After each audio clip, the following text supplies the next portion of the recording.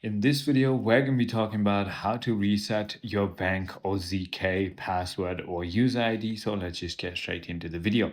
As soon as you open the Bank OZK application, this is going to be the screen that's going to be welcoming you. Now, all you need to do is if you forgot your password, tap on Forgot Password, or if you forgot your user ID, right below the Forgot Password, there's going to be Forgot User ID.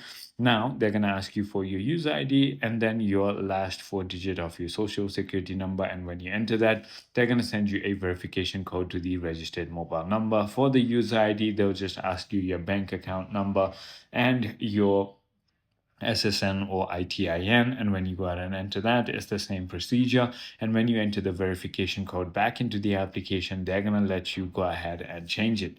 So it is as simple as that. I hope this video clarified everything for you. If you have any more queries, feel free to comment down below, and I'll see you on the next one.